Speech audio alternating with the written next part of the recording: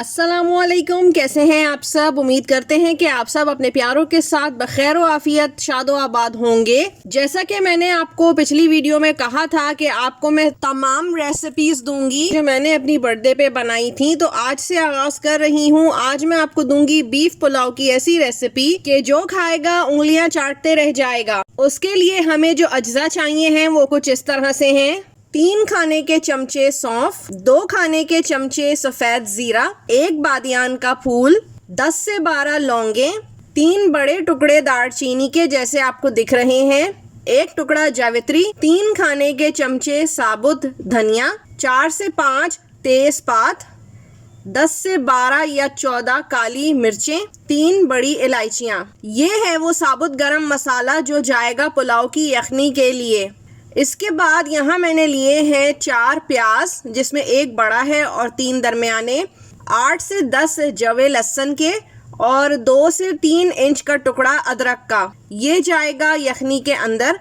यखनी में जितने ज़्यादा आप मसाले डालते हैं यखनी उतनी ही टेस्टी बनती है, और जब यखनी अच्छी बनेगी तो लाजमी सी बात है कि पुलाव भी अच्छा बनेगा। अब यहाँ पर मैंने बहुत सारा पानी लिया है देचकी में और डाली है प्याज स्लाइस करके, डाइस करके लहसुन डाला है और जूलियन अदरक करके डाल दूंगी। इसके बाद जितना भी मैंने आपको गरम मसाला और दूसरा मसाला बताया था वो भी सारा मैं डाल दूंगी अभी, और यखनी में जोश आने का इंतज़ार करूंगी। जोश आने के बाद 10 मिनट हमने यखनी को खाली पकाना है। इसके बाद फिर हमने इसमें गोश्त डालकर तेज़ आंच पे 10 मिनट मज़ीद पकाना है, और फिर आंच हल्की करके हमने रख छोड़ना है जब तक कि गोश्त अच्छा गल नहीं जाता। मेरा तकरीबन 2 घंटे में गला था। जब गोश्त आधा गल चुका था तो उसके बाद मैंने 2 खाने के चमचे नमक शामिल किया। आप हस्बे जायका डाल सकते हैं, और उसके बाद हमने पूरा गलने के लिए गोश्त को दोबारा रख देना है। अब यहाँ सेकंड स्टेप आता है। मैंने 3 बड़े प्याज लिए, उनको स्लाइस किया और ऑयल में डाल के अब फ्राई कर रही हूँ। इनको हल्का सा ट्रांसपेरेंट यानी कि पिंक करना है। इसके बाद मैंने 1.5 खाने का चमचा सफ़ेद ज़ीरा डाला है।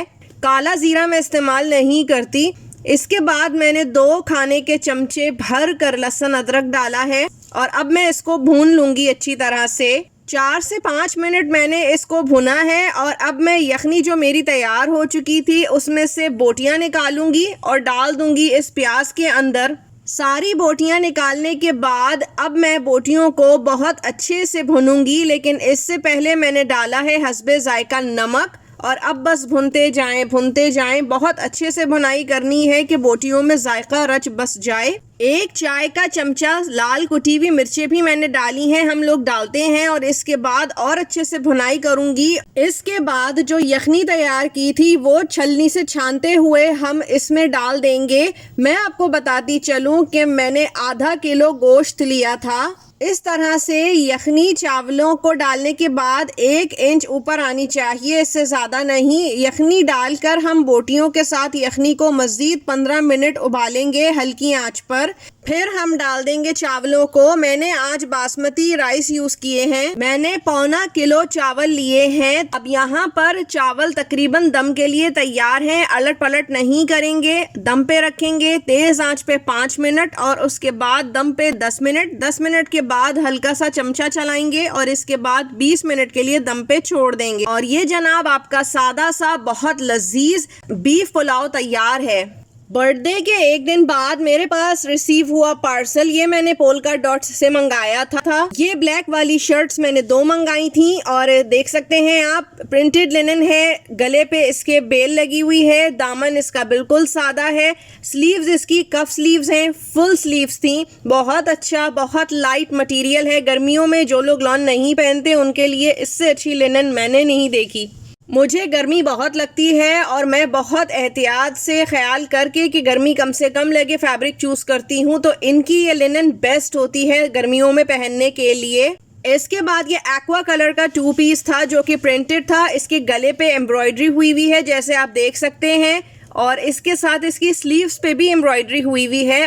इसकी स्लीव्स भी फुल हैं, और ये स्ट्रेट ट्राउजर्स के साथ शर्ट थी। बहुत कमाल, बहुत अच्छी। ये मैंने एक फ्री साइज इनर मंगाया है और ये मैंने मंगाया है फुल स्लीव में। स्ट्रेचेबल कपड़ा है, आप देख सकते हैं। ये अच्छा रहता है, कभी कभी कुछ कपड़ों में जरूरत पड़ जाती है इनर की, तो इसलिए फुल स्लीव्स मंगा के रख लिया था क्योंकि ये कहीं भी नहीं मिल रहे होते। इसके बाद हम चले गए थे पार्क और आप ये देख सकते हैं कितना जबरदस्त और लंबा इनका वॉकिंग ट्रैक है। यहाँ मैं और मेरी बेटी कर रहे थे वॉक। रोज शाम की हमारी यही रूटीन होती है।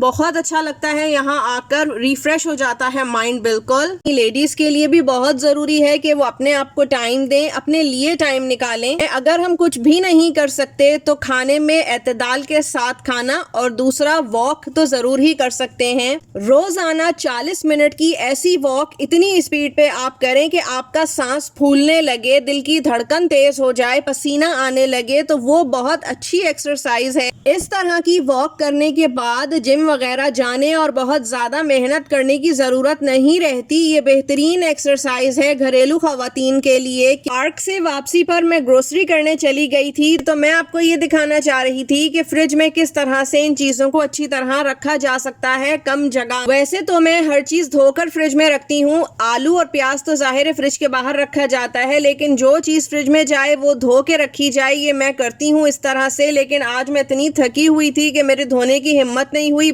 अब वक्त हुआ जाता है इस्लामिक सेगमेंट का, और आज जो मैं वजीफ़ा आपको हदिया कर रही हूँ ये बहुत मुजर्रब है और जिस किसी ने भी किया है उसकी ये मुश्किल हल ज़रूर हुई है। ज़िंदगी के किसी हिस्से में अगर किसी ने कर्ज लिया हो और उसको चुकाना नामुमकिन हो गया हो तो उसके लिए ये वजीफ़ा बहुत मुजर्रब है। लेकिन किसी से लिया हुआ कर्ज वापस करना लाजमी होता है, यहाँ तक कि अगर कोई वफात पा जाए तो उसके आल औलाद या लवाहिकीन पर फर्ज होता है कि उसका लिया गया कर्जा उतारें। करना ये है कि सूरतुत तकासुर जो कि कुरान मजीद में 102 नंबर की सूरत है और 30वें पारे में मौजूद है, इसे 17 रातों तक इशा की नमाज के बाद अव्वल आखिर 3-3 मरतबा दुरूद इब्राहिमी के साथ 170 मरतबा पढ़ना है। इसके बाद हाथ उठाकर सच्चे दिल से अपने कर्ज की अदायगी के लिए अल्लाह ताला के सामने दुआ मांगनी है। यकीन करें ऐसा अल्लाह ताला मौजज़ा फरमाते हैं कि आँखों को, अकल को हैरानी होती है और कर्ज अदा हो जाता है और पता भी नहीं चलता, चाहे कितना ही सालों पुराना कर्ज क्यों ना हो। मुझे उम्मीद है मेरी आज की बातें भी आपको कारआमद लगी होंगी। अब मुझे इजाज़त दीजिए, अल्लाह हाफ़िज़।